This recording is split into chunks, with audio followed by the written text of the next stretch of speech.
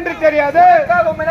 உனக்காக எனக்காகவும் ஜீவனை கொடுத்திருக்கிறார். தன்னுடைய ஜீவனை கொடுத்திருக்கிறார். இயேசு கிறிஸ்து ஒருவரே, இயேசு கிறிஸ்து ஒருவரே உன்னுடைய பாவங்களையும் என்னுடைய பாவங்களையும் மன்னிக்கிறதற்கு அதிகாரமுடையவர். ஒரு அதிகாரமுடையவர். இன்றைக்கு உலகத்திலே பாவங்களை செய்துவிட்டு சுகபோகமாக வாழ்ந்துவிட்டு மரணத்தை அடைந்துவிட்டு ஒரு மரணத்தை அடைந்துவிட்டு பரலோகம் செல்லலாம் என்று கனவு காண்கிறீர்களா? அது ஒரு கூடாத காரியம்.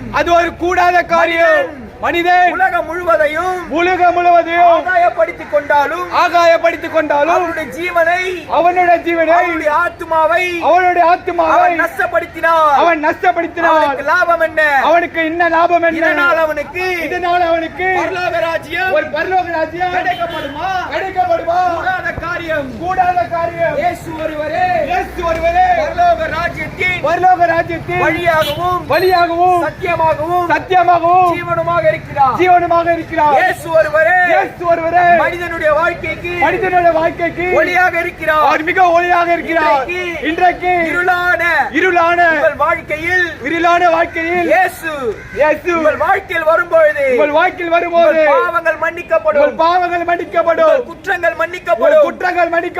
சாபங்கள் மன்னிக்கப்படும். வியாதிகள் மறையப்படும்.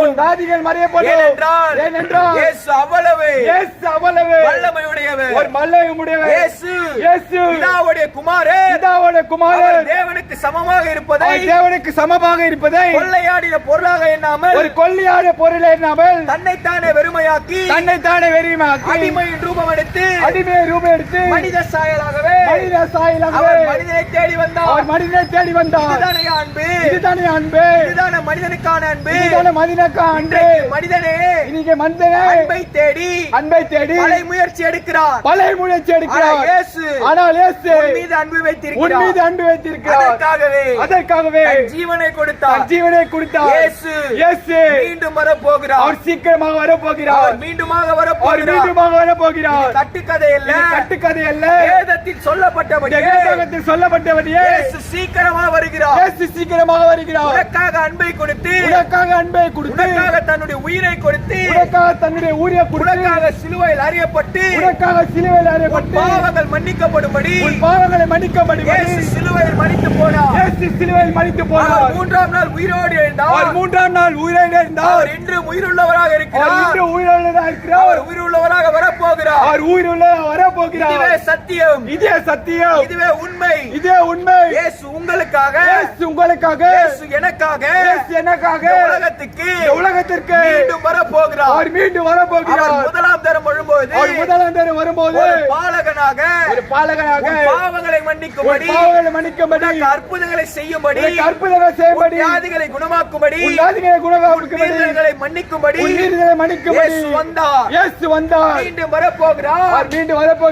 பாவங்களை மன்னிக்கிறவராய் அல்ல, குற்றங்களை மன்னிக்கிறவராய் அல்ல, இரக்கமாய் மன்னிக்கிறவராக அல்ல, நியாயம் விசாரிக்கும்படி செய்த காரியங்கள் உலகத்தில் வாழ்ந்த நாட்கள் எல்லாம் சேர்த்து இயேசு உனக்கு நியாய தீர்ப்பு வைத்திருக்கிறார். அந்த நாளில் உன்னால் தப்பிக்க கூடாத காரியம்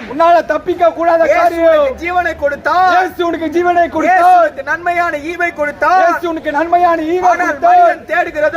மனிதன் தேடுகிறதோ சந்தோஷம், உலக ஆசை, உலக இன்பங்கள் தேவனை மறந்து விட்டார். உனக்காக மீண்டும் வருகிறார். கடைசி காலம். மனிதரே செய்கிற பாவங்களை விட்டு மனம் திரும்ப வேண்டும். சீக்கிரமாக வருகிறார். மனம் திரும்புங்கள். பரலோக ராஜ்யம் சமீபித்திருக்கிறது.